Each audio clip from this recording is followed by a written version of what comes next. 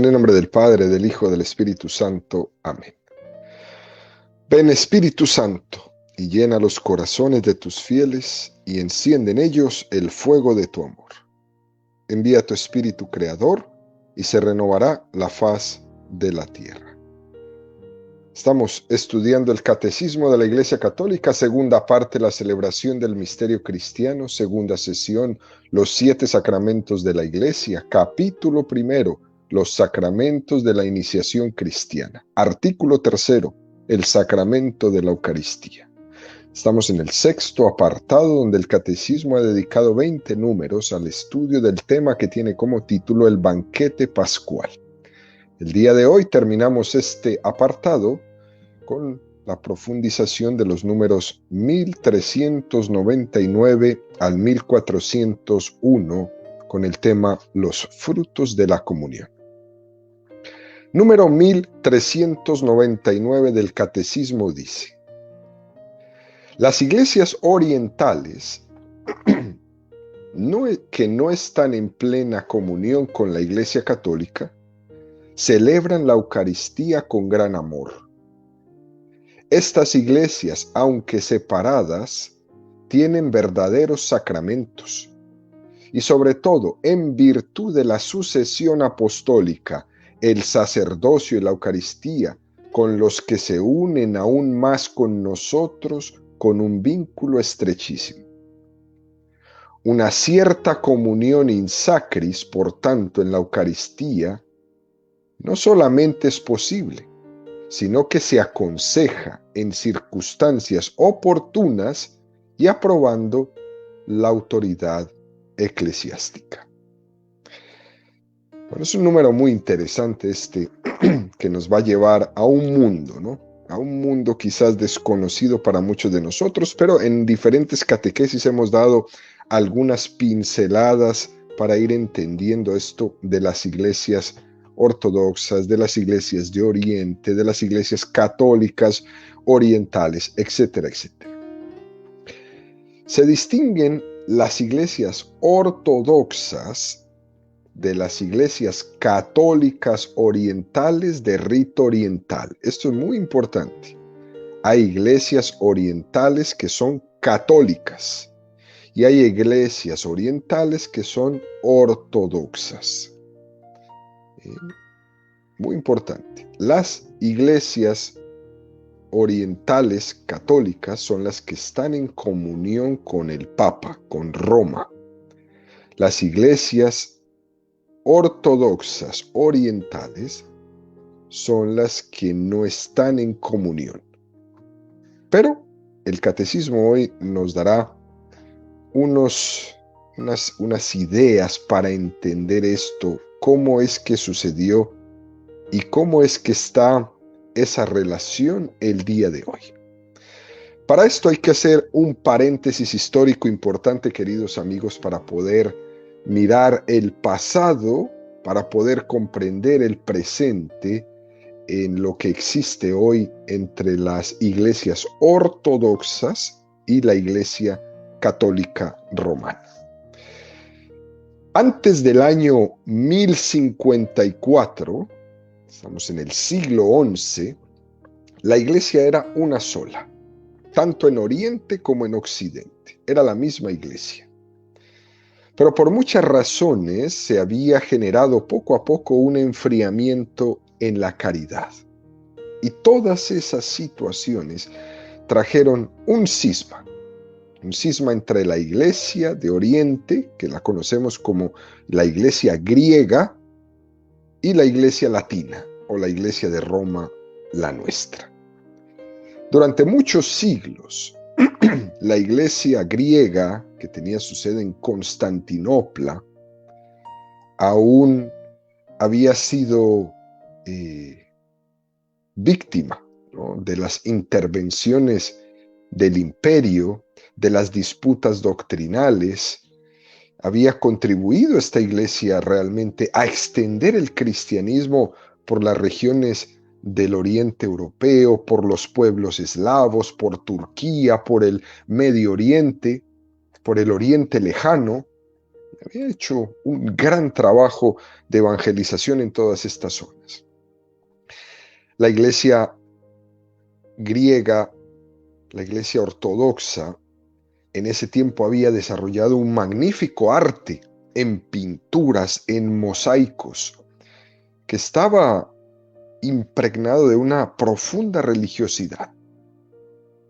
Pero siempre había pretendido colocarse por encima de los demás patriarcados de Oriente y había ido poco a poco rehuyendo la obediencia al obispo de Roma, el sucesor de Pedro, el Papa.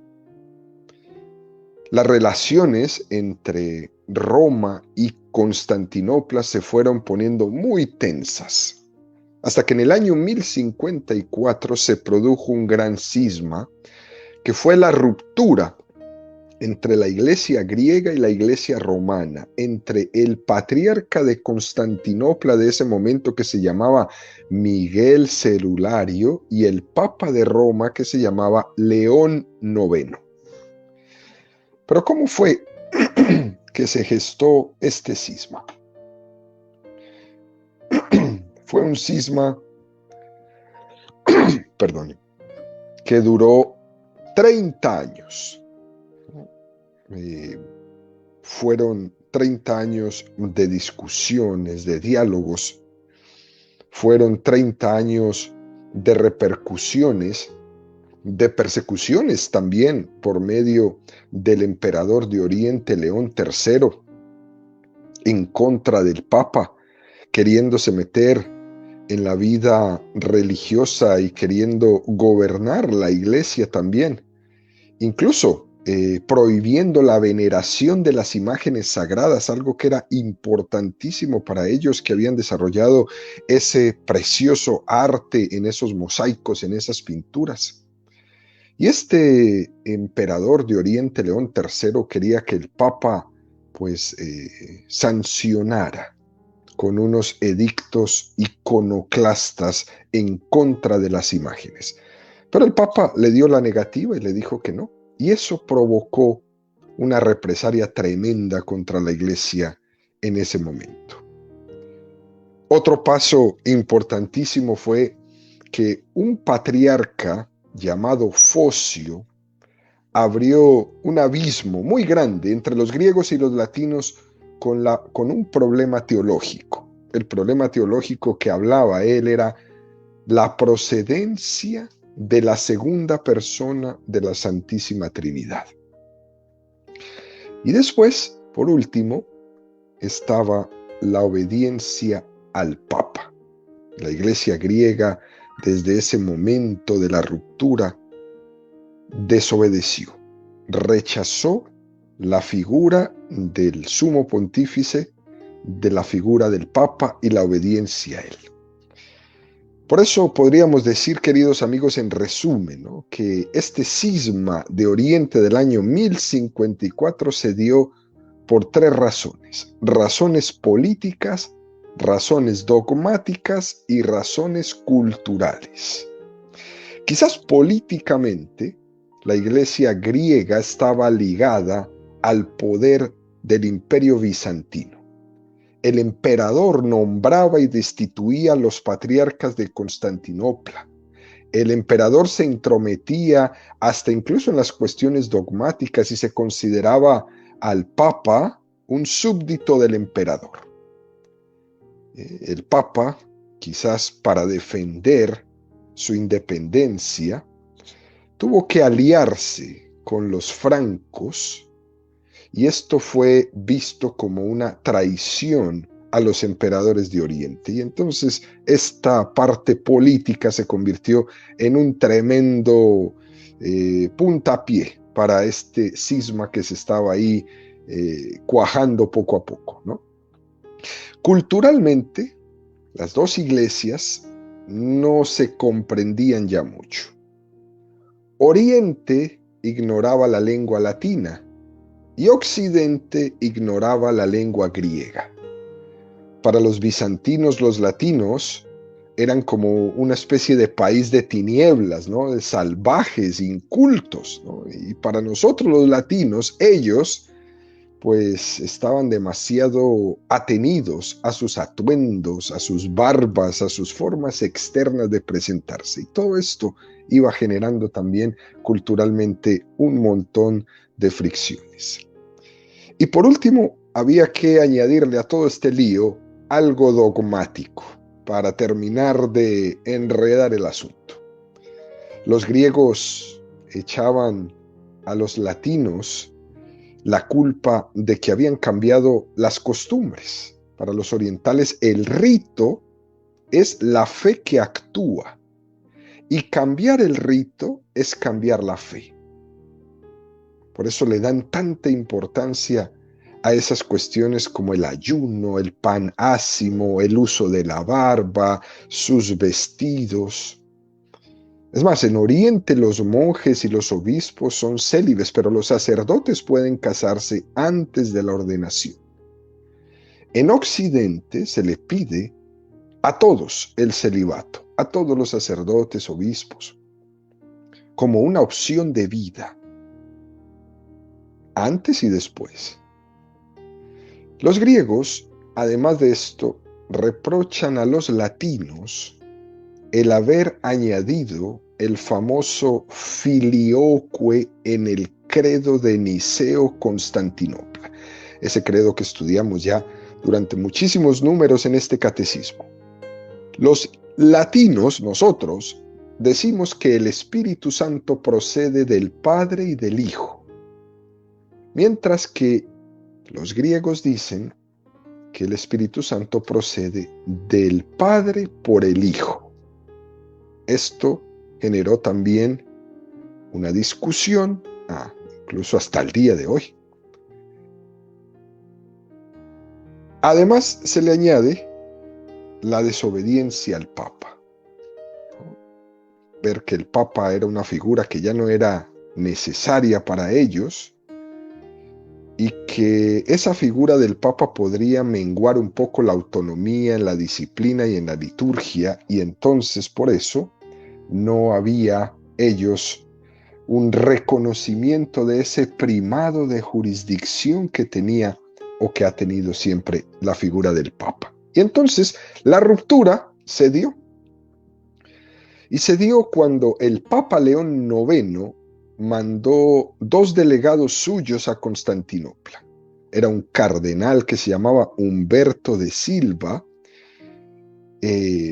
para ver si podían zanjar esta situación, estas cuestiones, pero Miguel Cerurario, el patriarca de Constantinopla en ese momento, no cedía, y entonces el cardenal, en un quizás ataque de furia o de celo, yo no sé qué sea, lo excomulgó, ¿no? Él depositó el 16 de julio del año 1054 una bula en el altar de la Catedral de Santa Sofía en Constantinopla, una bula de excomunión.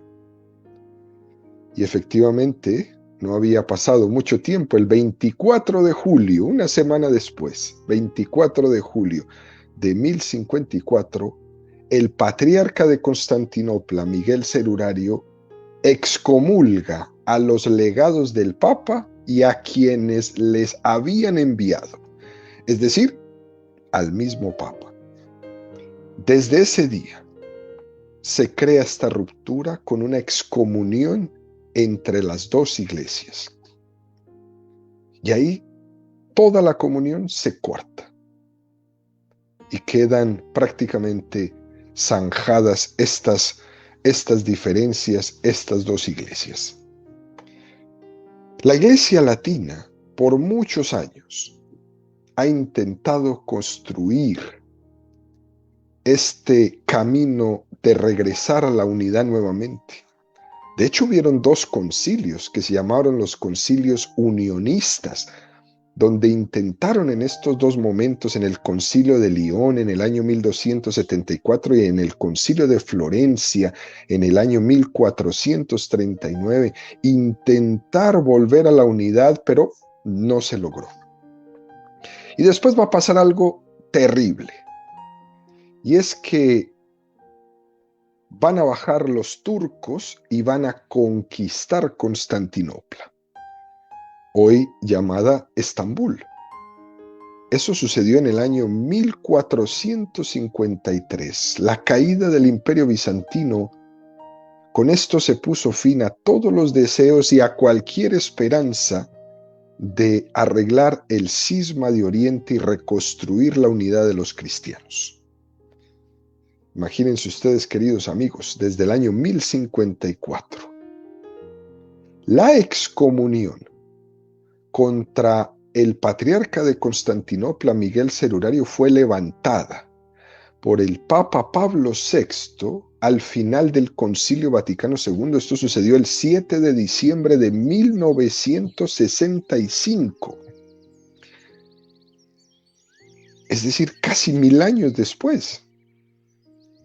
Y lo mismo hizo el patriarca de Constantinopla de ese momento, en el año 1965, Atenágoras, le levanta la excomunión también a la Iglesia de Roma.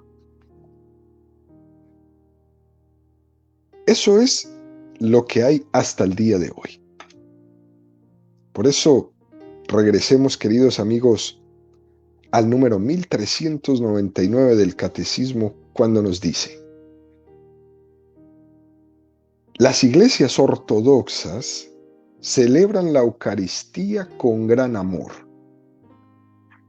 Es decir, son celebraciones de la Eucaristía y de los sacramentos tan cercanos a nosotros que pueden llegar a ser para nosotros un ejemplo por la manera tan sacra como lo celebran y por la profundidad en lo que ellos celebran, ¿no? El sentido de lo sagrado, el sentido del misterio, el sentido de lo que celebramos en la liturgia es algo que nos supera. Y esto es muy importante traerlo. Fíjese qué manera de expresarse el catecismo tan hermosa. Celebran la Eucaristía con gran amor. El día de ayer les mencionaba que el Papa Benedicto XVI, en el año 2006, el 28 de noviembre del 2006, estuvo en Turquía en un encuentro con el patriarca de Constantinopla, Bartolomé I. Y ahí en la Basílica de San Andrés, el patriarca en su homilía hizo ese comentario, ¿no?, de que era duro, de que sufría al no poder concelebrar esa Eucaristía con el Papa Benedicto XVI por esas rupturas existentes entre las dos iglesias. Y el Santo Padre asistió a esa liturgia, pero asistió pues sentadito ahí en una silla sin poder concelebrar esa Eucaristía con el patriarca.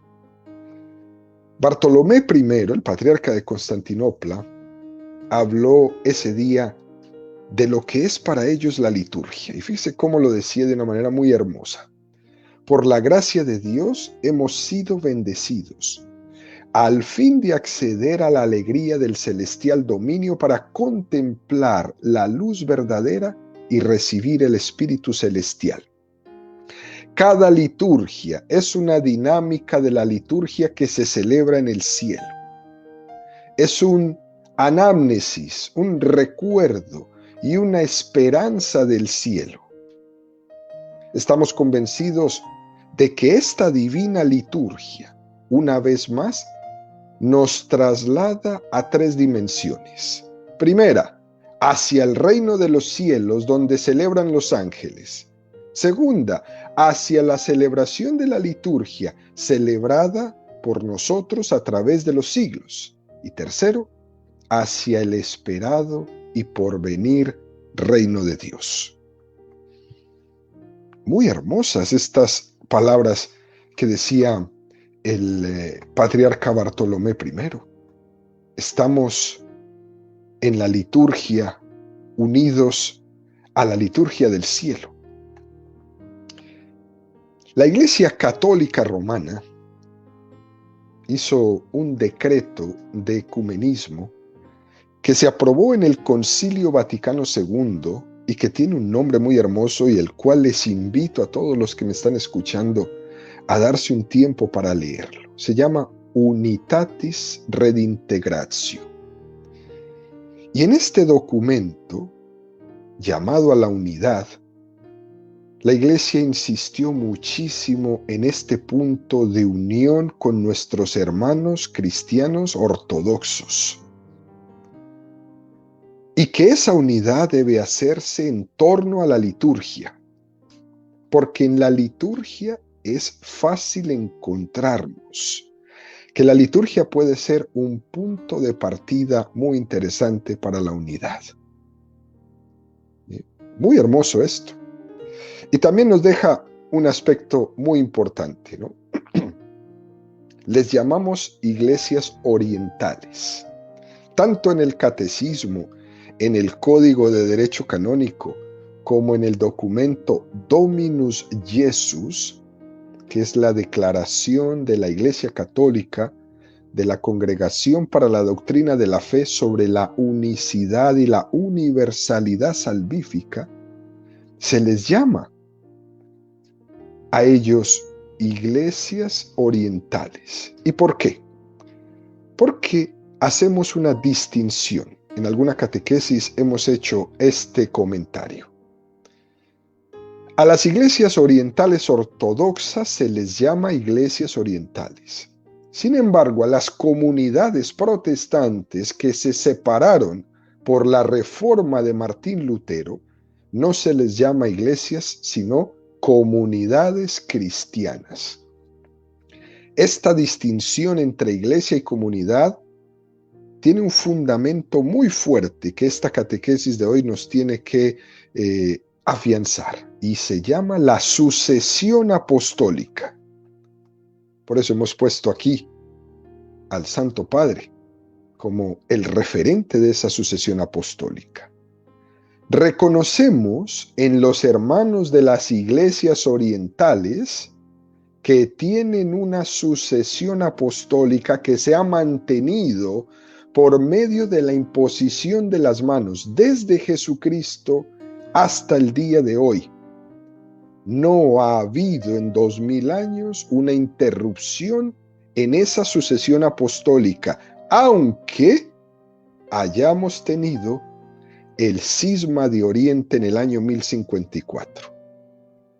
Aunque haya existido ese cisma, ellos nunca han roto la sucesión apostólica. Es por esto que cuando un patriarca o un papa está consagrando la Eucaristía, lo está haciendo válidamente, porque nunca han interrumpido la sucesión apostólica.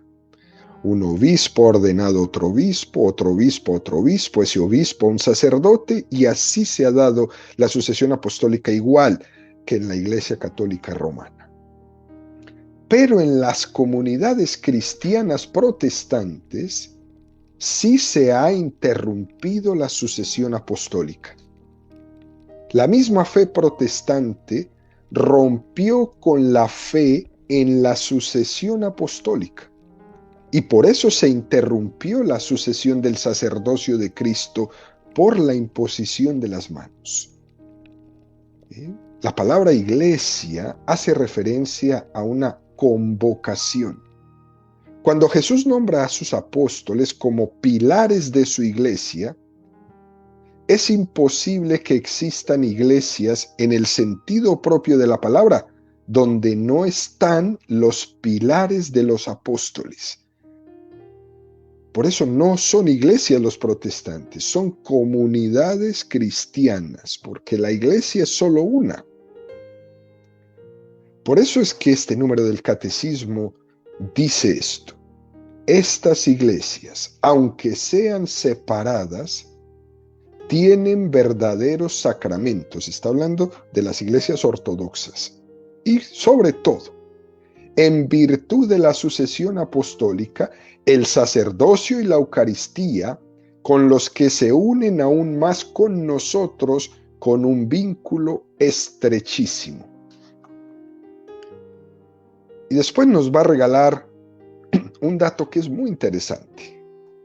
Va a hablar de algo que se llama la comunión in sacris. Es decir, que un fiel reciba la comunión de un pope ortodoxo o de un sacerdote católico. Esta palabrita a lo mejor nunca la han escuchado. A los sacerdotes ortodoxos se les llama pope, no papa, ¿no? Pope, sacerdote de la Iglesia Ortodoxa.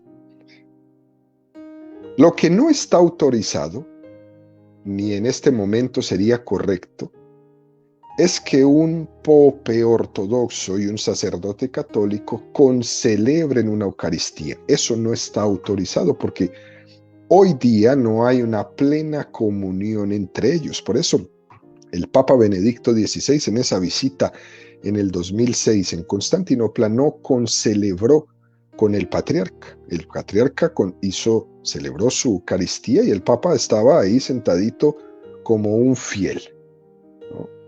No está permitido porque aún no existe esa comunión. Esperamos que algún día se pueda. Ahora bien, la Iglesia Católica da un paso más fuerte y nos regala un número muy hermoso del Código del Derecho Canónico, el número 844, donde nos da como una especie de normas sobre estas relaciones. Y fíjense bien, queridos amigos, lo que dice. Los ministros católicos administran los sacramentos lícitamente solo a los fieles católicos, los cuales a su vez solo los reciben lícitamente de los ministros católicos, salvo lo establecido en el número 2, 3 y 4 de este canon, que son los que vamos a estudiar en este momento. Fíjense lo que dice el inciso 2 de este canon. En caso de necesidad o cuando lo aconseje una verdadera utilidad espiritual y con tal de que se evite el peligro de error o de indiferentismo, está permitido a los fieles, a quienes resulte física o moralmente imposible acudir a un ministro católico, recibir los sacramentos de la penitencia, Eucaristía y unción de los enfermos de aquellos ministros no católicos en cuya iglesia son válidos esos sacramentos. Muy interesante este inciso. Y fíjense lo que dice el tercero. Los ministros católicos administran lícitamente los sacramentos de la penitencia, Eucaristía y unción de los enfermos a los miembros de las iglesias orientales que no están en comunión plena con la Iglesia Católica si los piden espontáneamente y están bien dispuestos. Son dos pasos a la unidad que son realmente hermosos de parte de la Iglesia. Por ejemplo, si alguien está una larga temporada en un país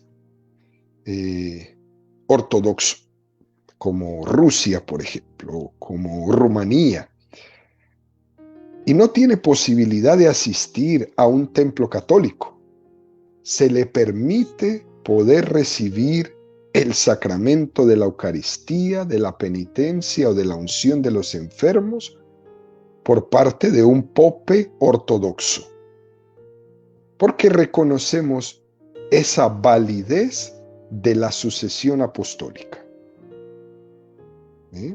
Aunque estemos separados, aunque estos dos ministros no puedan concelebrar juntos, reconocemos esa sucesión apostólica, y si una persona está impedida porque no hay una iglesia católica, porque no puede acceder a ella, pero sí tiene acceso a una ortodoxa, se le es permitido recibir la Eucaristía o la penitencia o la unción de los enfermos. En definitiva, en caso de imposibilidad moral o física de asistir cada uno a su ministro, tanto los católicos pueden acceder a las iglesias ortodoxas como personas de las iglesias ortodoxas podrían pedir los sacramentos en la iglesia católica. Ahora bien, damos un paso más. En el inciso 4 dice el Código de Derecho Canónico. Si hay peligro de muerte o a juicio del obispo diocesano o de la conferencia episcopal, urge otra necesidad grave, los ministros católicos pueden administrar lícitamente esos mismos sacramentos también a los demás cristianos que no están en comunión plena con la Iglesia Católica. Cuando éstos no puedan acudir a un ministro de su propia comunidad y lo pidan espontáneamente con tal de que profesen la fe católica respecto a esos sacramentos y estén bien dispuestos. No les están diciendo que se tienen que hacer católicos, pero se les pide profesar la misma fe y estar bien dispuestos para recibirlos. En esto también hay una referencia a las comunidades cristianas que no están en comunión con la Iglesia Católica, a los protestantes. No podemos recibir los sacramentos de una comunidad protestante, porque estas comunidades cristianas protestantes rompieron con la sucesión apostólica. No creemos, los católicos, que la Eucaristía es válida. Aunque hayan algunos sacerdotes dentro de algunas iglesias protestantes cristianas, de unas comunidades cristianas, que hayan sido sacerdotes ordenados válidamente dentro de la Iglesia Católica y han dejado la Iglesia para hacerse un ministro en una comunidad protestante, nosotros, los católicos, no creemos que la Eucaristía sea válida. Sin embargo, sí admitimos que esos hermanos protestantes puedan recibir los sacramentos de manos de un sacerdote católico. Y esto se puede hacer ¿por qué? Primero, por la necesidad de la urgencia.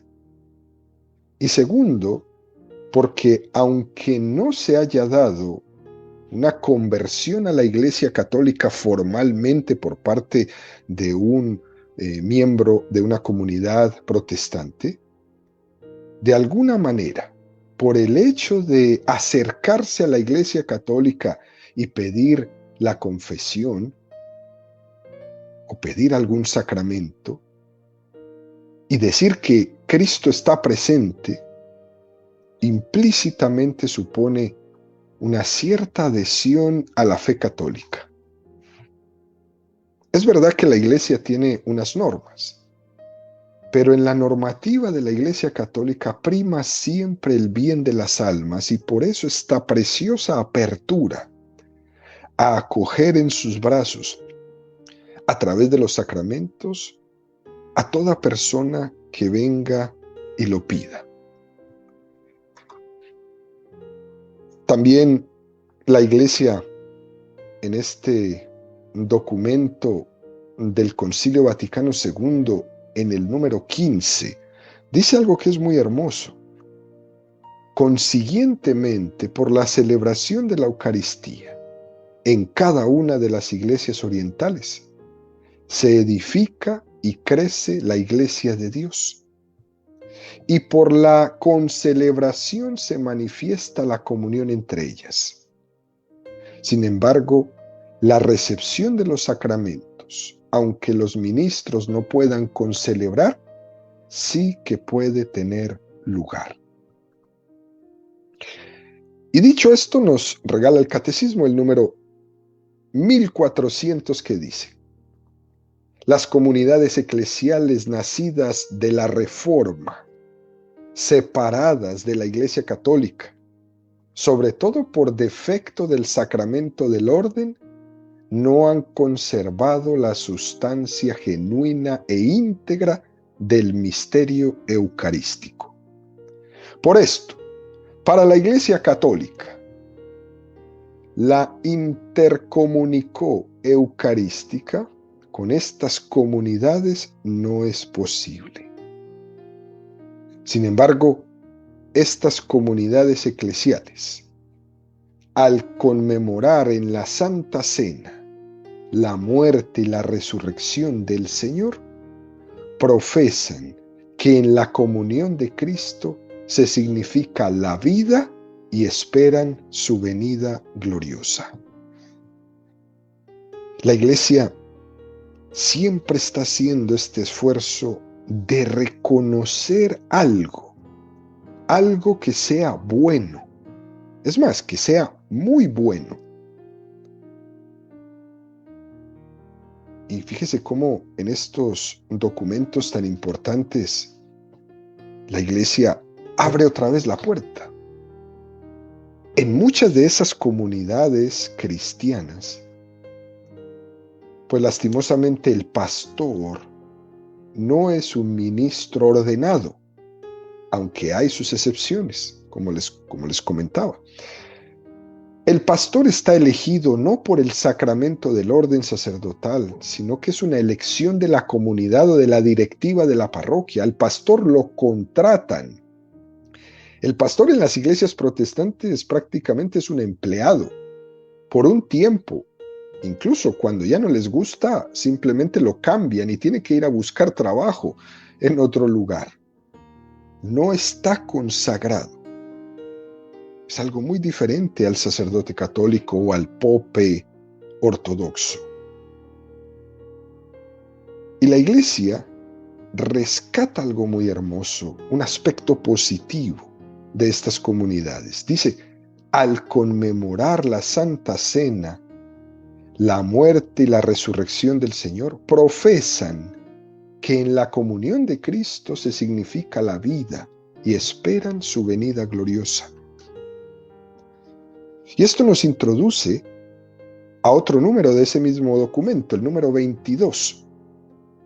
Y dice, por el sacramento del bautismo debidamente administrado, según a la institución del Señor, y recibido con la requerida disposición del alma, el hombre se incorpora realmente a Cristo crucificado y glorioso, y se regenera para el consorcio de la vida divina.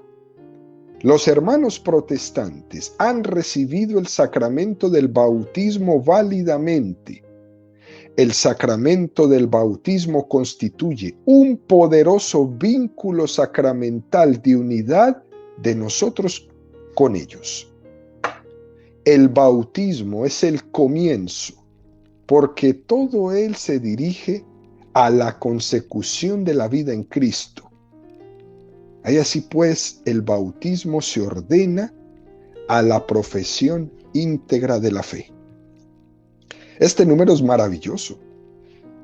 En toda esta doctrina que se expresa en estos 3 números que hemos estudiado el día de hoy del Catecismo, se distingue este aspecto clave de la relación de los sacramentos con los cristianos separados, tanto con los ortodoxos como con las comunidades cristianas, y la clave de la distinción está en la sucesión apostólica. Pero sacamos un punto más adelante, el bautismo. El bautismo. ¿Qué nos une? El bautismo. ¿Qué nos abre la puerta? El bautismo. ¿Qué nos da la oportunidad de pensar en algún día una unidad más fuerte? El bautismo. Y la Iglesia no es ciega a eso y no se niega a eso, y por eso en este documento tan importantísimo, Dominus Jesus, lo expresa de una manera tan abierta. Por último, queridos amigos, termino con un pequeño comentario o la lectura de este número 16 de la Dominus Jesus, que dice: el Señor Jesús, único Salvador, no estableció una simple comunión, sino que constituyó a la Iglesia como misterio salvífico. Él mismo está en la Iglesia y la Iglesia está en Él. Por eso, en conexión con la unicidad y la universalidad de la mediación salvífica de Cristo, debe ser firmemente creada como verdad de fe católica la unicidad de la Iglesia por él fundada. De la misma forma que hay un solo Cristo, uno solo es su cuerpo, una sola es su esposa, una sola Iglesia católica y apostólica, y las promesas del Señor de no abandonarla y de guiarla con su espíritu, implica, según la fe católica, la unidad y la unicidad que pertenecen a la integridad de la Iglesia católica y que nunca le han faltado. Aunque hayamos tenido muchísimas heridas, divisiones grandes como este cisma de Oriente con el que hemos comenzado esta catequesis a lo largo de los siglos, eso no quiere decir que se haya roto la promesa de Jesús de yo estaré con vosotros todos los días hasta el fin del mundo. Eso no ha fallado. La unidad de la Iglesia sustancialmente se ha mantenido, aunque haya recibido muchísimas heridas por estas palabras de Jesús: yo estaré con vosotros todos los días. Y nosotros, los fieles, estamos obligados a profesar que existe esta fe y que nuestra fe no se acaba porque hemos tenido un problema históricamente o hemos tenido un error históricamente. Nuestra fe es mucho más que la consideración de un sinnúmero de problemas, de errores, de delitos incluso que haya cometido la Iglesia. Nuestra fe está mucho más allá de esas situaciones. Por eso, la invitación, queridos amigos, es esta. Existe, por tanto, una única Iglesia de Cristo que subsiste en la Iglesia católica. Las iglesias que no están en perfecta comunión son verdaderas iglesias, pero que sin embargo en ellas se mantienen los vínculos de la sucesión apostólica en la Eucaristía, son verdaderas iglesias. Por eso, en estas iglesias está presente y operante la Iglesia de Cristo, si bien falta la plena comunión con la Iglesia católica. Por el contrario, las comunidades eclesiales, los protestantes, que no han conservado la sucesión apostólica, el episcopado válido y la genuina e íntegra sustancia de la Eucaristía, no son una iglesia en el sentido propio. Sin embargo, los bautizados de esas comunidades protestantes, por el bautismo, han sido incorporados a Cristo y por tanto están en cierta comunión, si bien es imperfecta, con la Iglesia católica, pero están en cierta comunión. El bautismo nos va a dar la oportunidad de tender a este desarrollo de la vida en Cristo, y la Iglesia siempre estará con los brazos abiertos para recibirlos a todos. Y este tiene que ser nuestra oración y nuestro cometido en todas nuestras Eucaristías, en todas nuestras oraciones. Orar por la unidad de todos los cristianos.